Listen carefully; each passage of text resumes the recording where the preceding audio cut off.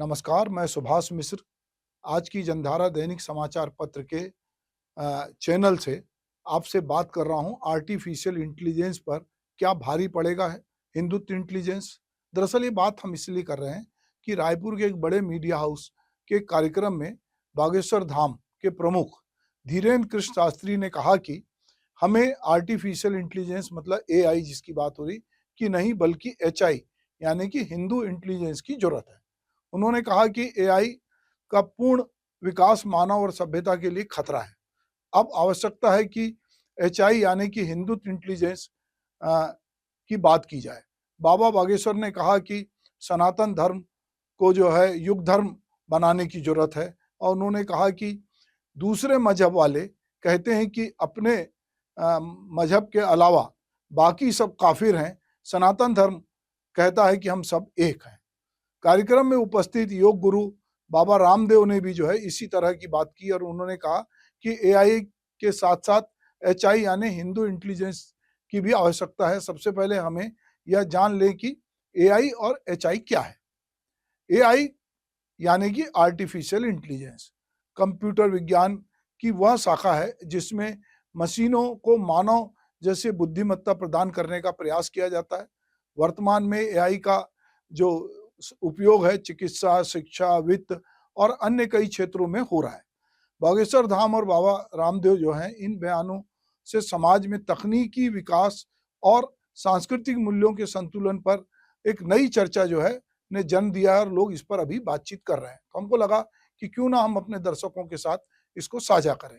Hindu intelligence को फिलहाल एक धार्मिक या सांस्कृतिक विचारधारा के रूप में देखा जा सकता है जो एआई के बढ़ते प्रभाव के संदर्भ में संतुलन बनाने का प्रयास कर रही है। हिंदू इंटेलिजेंस अभी तक कोई मान्य वैज्ञानिक या तकनीकी अवधारणा नहीं है। यह प्रमुख रूप से एक सांस्कृतिक और धार्मिक दृष्टिकोण है जिसका उद्देश्य जो है भारतीय परंपराओं, नैतिकता और आध्यात्मिकता को आधुनिक तकनीक युग के साथ जोड़ने का है।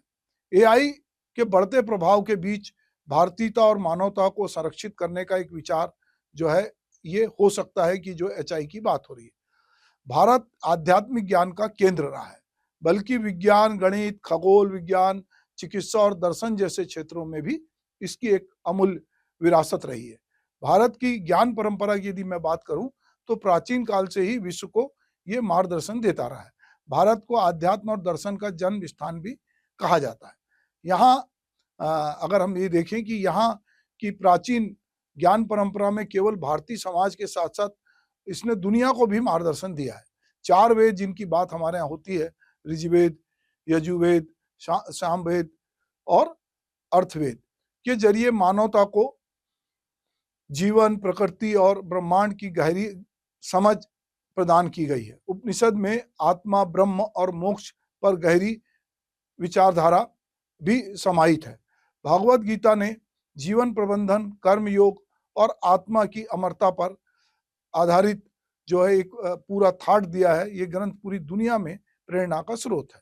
योग और ध्यान के जरिए भारत ने पूरी दुनिया को प्रभावित किया है। योग आज दुनिया भर में अपनाया जा रहा है। इसे योग दिवस के रूप में भी वैश्विक मान्यता मिली है। आदि शंकराचार्य द्वारा प्रतिपादित अद्वैत वेदांत ने आत्मा और ब्रह्म की एकता पर जोर दिया है। बौद्ध और जैन दर्शन ने भी पूरी दुनिया को अहिंसा, करुणा और ध्यान की शिक्षा दी है और प्रभावित किया है। यदि हम आध्यात्म के साथ साथ विज्ञान और प्रौद्योगिकी की बात करें तो गणित के क्षेत्र में शून्य का आविष्कार करने का श्रेय भी भारत को जाता है। महान भारतीय गणितज्ञ आर्यभट्ट ने शून्य का आविष्कार किया। बिना शून्य के गणित की कल्पना नहीं की जा सकती। भारतीय गणितज्ञों ने दशमलव प्रणाली की भी खोज की जिसे आज पूरे विश्व में उपयोग में लाया जा रहा है। आर्यभट्ट ने पाई का जो सटीक मान निकालने में योगदान दिया। भास्कराचार्य और बराहमिहिर ने त्रिकोणमिति और ज्यामिति के क्षेत्र में महत्वपूर्ण कार्य किए। खगोल विज्ञान के क्षेत्र में भी भारत का योगदान उल्लेखनीय है। आर्यभट्ट ने बताया कि पृथ्वी गोल है और वह अपनी धुरी पर घूमती है। उन्होंने ग्रहों की सटीक व्याख्या की। बराहमिहिर ने खगोल विज्ञान और ज्योतिष विज्ञान में महत्वपूर्ण योगदान दिया। उन्होंने मौसम और गति का गहन अध्ययन किया। भास्कराचार्य की अगर अवधारणा की बात करें तो न्यूटन से लगभग 500 साल पहले उन्होंने इसको प्रस्तुत किया। आयुर्वेदिक और चिकित्सा के क्षेत्र में भी भारत का योगदान महत्वपूर्ण है। चरक और सुश्रुत ने आयुर्वेद को विकसित किया। सामाजिक और सांस्कृतिक ज्ञान परंपरा में संस्कृत को कंप्यूटर फ्रेंडली भाषा कहा जाता है, जबकि हम देख रहे हैं कि धीरे धीरे संस्कृत जो है, चूंकि अब वो कामकाज की भाषा नहीं है, वो धन अर्जन की भाषा नहीं है, इसलिए कहीं ना कहीं हाशिए में है, पर कोशिश की जा रही है। जो सनातन की बात हो रही है, तो जब सनातन की बात होगी तो संस्कृत की बात भी होगी। इसका व्याकरण भी जो है वैज्ञानिक है। इसके अलावा अगर हम बात करें संगीत और कला के क्षेत्र में, तो नाट्य शास्त्र जो भरत मुनि का नाट्य शास्त्र है और जिसको हम मानते हैं कि नाटक करने वाले सब इसके बारे में जानते हैं, और उसमें नाटक की तमाम परंपराओं और विधियों को भी समाहित किया गया है। अगर हम शास्त्रीय संगीत की परंपरा की बात करें तो विश्व को भारतीय संस्कृति धरोहर से परिचित कराती है। स्थापत्य कला के क्षेत्र में भी भारत का झंडा बुलंद है। चाहे वो आगरा का ताजमहल हो, कोणार्क का सूर्य मंदिर हो, खजुराहो के मंदिर हो और अजंता एलोरा की गुफाएं हो, वास्तुकला और कला का ये जो अद्वितीय उदाहरण है। अगर हम खजुराहो की बात करते हैं तो हमको ये लगता है कि जो लोग बहुत सारे पाश्चात्य देश हैं जहाँ पर लेकर मैथुन को लेकर, संभोग को लेकर बहुत सारी बात होती है, वो भी हमारे इन मंदिरों में जो मूर्तियां उकेरी गई है उसको देखकर उनको लगता है कि भारत इस मामले में भी काफी अग्रणी रहा है। और यहाँ पर अगर हम देखते हैं कि काम शास्त्र जैसे सूत्र की रचना भी इसी देश में हुई है। आधुनिक युग में भारत के योगदान की बात करें तो इसरो ने चंद्रयान 3, मंगलयान जैसी परियोजनाओं में भारत को अंतरिक्ष विज्ञान में अग्रणी बनाया। भारत ने सॉफ्टवेयर और तकनीकी सेवाओं में वैश्विक स्तर पर अपनी पहचान बनाई है। यही वजह है कि अभी जब अमेरिकी राष्ट्रपति ट्रंप दूसरी बार बने तो उनको भी अपने देश में पढ़े लिखे और वैज्ञानिक दृष्टिकोण संपन्न और खास करके कंप्यूटर सॉफ्टवेयर के क्षेत्र के लोग चाहिए। तो वो भारत से लोगों को जो जा रहे हैं उनको रोक नहीं पाएंगे, क्योंकि उनको मालूम है कि उनके देश में उस तरह के लोग नहीं है। अगर हम सीवी रमन साहब की बात करें, जगदीश चंद्र बोस की बात करें रेडियो विज्ञान में, होमी भाभा की बात करें परमाणु ऊर्जा के क्षेत्र में, तो इन वैज्ञानिकों ने विश्व स्तर पर भी भारत का नाम रोशन किया है। अगर हम ये चल रही है वैज्ञानिक खोज की, अब हम बात करते हैं कि हम आर्टिफिशियल इंटेलिजेंस और HI हिंदुत्व इंटेलिजेंस की बात क्यों कर रहे हैं। क्योंकि इस समय हम देखते हैं कि जब अमेरिका के राष्ट्रपति डोनाल्ड ट्रंप बने हैं तो उन्होंने बहुत सारे प्रतिबंध लगाए, बहुत सारी घोषणा की और बहुत सारा हल्ला मचा, पर इस बीच में चाइना ने जो है बहुत साइलेंटली आर्टिफिशियल इंटेलिजेंस के क्षेत्र में एक ऊंची छलांग मारी है। तो इस समय दुनिया पे जो राज करने की मंशा है अमेरिका और चीन की, उसमें एक बड़ी भूमिका AI जो है वो निभा रहा है। और यही वजह है कि विश्व स्तर पे वैश्विक प्रतिस्पर्धा में ये दोनों देश अग्रणी है। दोनों देश AI तकनीक के विकास, अनुसंधान और उपयोग के मामले में एक दूसरे के साथ प्रतिस्पर्धा करते नजर आ रहे हैं। अमेरिका AI अनुसंधान और विकास में वैसे भी अग्रणी रहा है। यहाँ के टेक्नोलॉजी दिग्गज जैसे गूगल हो, चाहे वो माइक्रोसॉफ्ट हो, मेटा हो, अमेजॉन हो, AI तकनीक में सब आगे बढ़ने के लिए महत्वपूर्ण भूमिका निभा रहे हैं। इस समय अमेरिका को पीछे छोड़ते हुए चीन के AI ने अपनी राष्ट्रीय प्राथमिकता इसे बना लिया है। उन्होंने 2030 तक AI को वैश्विक नेतृत्वकर्ता बनाने का लक्ष्य रखा है।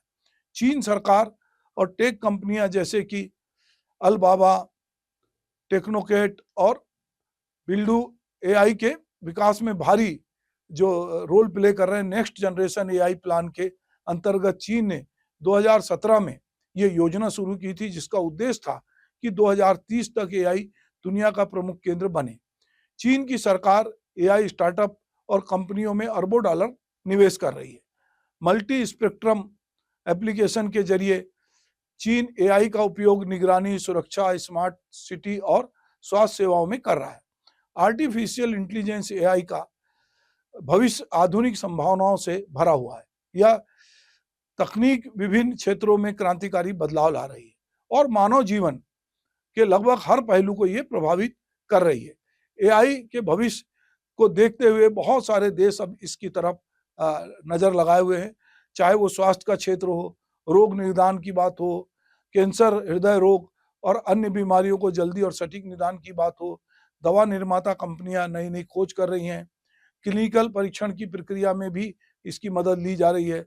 वर्चुअल हेल्थ असिस्टेंट AI आधारित चैट, व्हाट्सएप और हेल्थ मॉनिटरिंग ऐप्स जो है वो मरीजों को उनकी स्वास्थ्य संबंधी समाधान बता रहे हैं। सर्जरी में भी रोबोटिक्स, एआई संचालित रोबोट सर्जरी को अत्यधिक सटीक और सुरक्षित बना रहे हैं। हम देखते हैं हर क्षेत्र, शिक्षा हो, वहाँ पर व्यक्तिगत अनुभव और बेहतर पहुंच प्रदान कर रहा है। यदि हम एआई की बात करें तो पर्सनलाइज्ड लर्निंग एआई के अंतर्गत छात्रों को जरूरत के अनुसार पाठ्यक्रम और अध्ययन सामग्री तैयार करता है। कृषि के क्षेत्र में भी एआई जो है वो महत्वपूर्ण भूमिका निभा रहा है। उत्पादन बढ़ाने में, संसाधन को बेहतर उपयोग करने में वो मदद कर रहा है। तो एआई तकनीक जो है इस समय वो मिट्टी की गुणवत्ता, मौसम, पानी की जरूरत का विश्लेषण करता है। एआई जो है बिजनेस प्रक्रियाओं को अधिक कुशल और लाभकारी बना रहा है। भविष्य में कस्टमर सर्विस के क्षेत्र में भी एआई आधारित चैट बॉक्स जो है वो 24/7 सहायता प्रदान करते नजर आएगा। तो एआई जो है वो डेटा एनालिसिस और डेटा विश्लेषण के काम में भी जो है वो महत्वपूर्ण भूमिका निभा रहा है और व्यापार के क्षेत्र में मदद कर रहा है। ऑटोमेशन के क्षेत्र में फैक्ट्री और औद्योगिक प्रक्रियाओं को स्वचालित कर भी रहा है एआई, और एआई परिवहन को भी सुरक्षित और प्रभावी बनाने में महत्वपूर्ण भूमिका निभा रहा है। हम देखते हैं कि इस समय स्वचालित वाहन अब बड़े बड़े मॉल में जो विदेशों में है, गाड़ी पार्क करने में भी एआई मदद करता है और एआई के जरिए गाड़ी पार्क होती है और जब जिसकी गाड़ी होती है उसे बुलाना होता है तो पार्किंग में आती है। तो स्वचालित वाहन जो है उसमें ड्राइविंग कारों में, ट्रकों में भी एआई का उपयोग हो रहा है। एआई सुरक्षा और सैन्य क्षेत्र में भी नई क्षमताओं को प्रदान कर रहा है। ड्रोन और जो है रोबोटिक के सोल्जर्स के जरिए एआई आधारित सैन्य ड्रोन और रोबोट का उपयोग भी बढ़ रहा है। साइबर सुरक्षा के क्षेत्र में भी एआई जो है वो साइबर हमलों को पता करके उन्हें रोकने में सहायक है। मनोरंजन और मीडिया के क्षेत्र में भी एआई नई क्रिएटिविटी और संभावनाएं तलाश रहा है। हम देखते हैं कि बहुत सारे चैनल में अब एआई के माध्यम से एंकर खड़ी हो रही हैं और वो जो है वो रियल नहीं है पर एआई उनको रियल की तरह प्रस्तुत करता है। कंटेंट जनरेशन में भी एआई जो है महत्वपूर्ण रोल कर रहा है। फिल्म, म्यूजिक और आर्ट बनाने में वो मदद कर रहा है। पर्सनलाइज्ड स्ट्रीमिंग के जरिए एआई जो है उपभोक्ताओं की रुचि के आधार पर कंटेंट सुझाव देता है। पर्यावरण और जलवायु परिवर्तन के क्षेत्र में भी जो है वातावरण की निगरानी एआई कर रहा है। वायु और जल प्रदूषण का विश्लेषण कर रहा है। क्लाइमेट मॉडलिंग और जो है और जलवायु परिवर्तन के प्रभावों की भविष्यवाणी भी एआई करता है। पुरातन की दुहाई देने वाले बाबा, साधु संत और सनातन का को श्रेष्ठ बताने वाले लोग क्या अमेरिका, चीन और बाकी देशों की तुलना में क्या एआई छोड़कर एचआई के भरोसे, एचआई मतलब हिंदू इंटेलिजेंस के भरोसे क्या जो है भारत को वो आधुनिक तकनीक के क्षेत्र में अग्रणी बना पाएंगे? हमारे देश में बड़े बड़े उद्योग सहित उद्योगपति नए अनुसंधान के लिए उस तरह से संसाधन, धनराशि उपलब्ध नहीं कराते जैसा कि हम देखते हैं कि अमेरिकन, यूरोपियन देश में जो वहाँ की यूनिवर्सिटी है, कॉलेज है और रिसर्च स्कॉलर है, उनको बहुत सारा फंड मिलता है ताकि वो नई नई रिसर्च कर सकें। हमने देखा कि कोरोना के मामले में हम बहुत पीछे थे। बात पहले दवाई दूसरी जगह बनी, उसके बाद हमें जब उसका डोज मिला फिर हमने उस क्षेत्र में काम किया और कोरोना ने बताया कि हमको आत्मनिर्भर होने की जरूरत है। और आत्मनिर्भर भारत की जो बात हम करते हैं तो हमको ये देखना होगा कि केवल हिंदू इंटेलिजेंस से ये काम नहीं चलेगा। हमें अपने पुरातन पे गर्व करते हुए हमें यही दोहराते रहेंगे कि गर्व से कहो हम हिंदू हैं, तो इससे आत्ममुग्धता ही आएगी। नया कुछ हम नहीं रच सकते। यदि हमें नया रचना है तो निश्चित रूप से जो कुछ नया हो रहा है, चाहे वो दुनिया में कहीं भी हो, क्योंकि इस समय हम जहाँ रहते हैं वो एक ग्लोबल विलेज है और उस ग्लोबल विलेज में पूरी दुनिया में कहीं कुछ घट रहा हो, जब हम अंतरिक्ष में जाने की बात कर रहे हैं, वहाँ कॉलोनी बसाने की बात कर रहे हैं, तो केवल हिंदू इंटेलिजेंस से काम नहीं चलेगा। हमको ये देखना होगा कि वाकई में हमारे देश में जो वैज्ञानिक हैं, जो नए लोग हैं, जो सॉफ्टवेयर के क्षेत्र में हैं, वो किसी भी जाति धर्म के हो सकते हैं, क्योंकि विविधताओं से भरा ये देश है। तो हम हिंदू इंटेलिजेंस की जगह कहें कि हम भारतीय इंटेलिजेंस की बात करें, हम विश्व इंटेलिजेंस की बात करें, तो वो कहीं ज़्यादा सार्थक होगी। नमस्कार।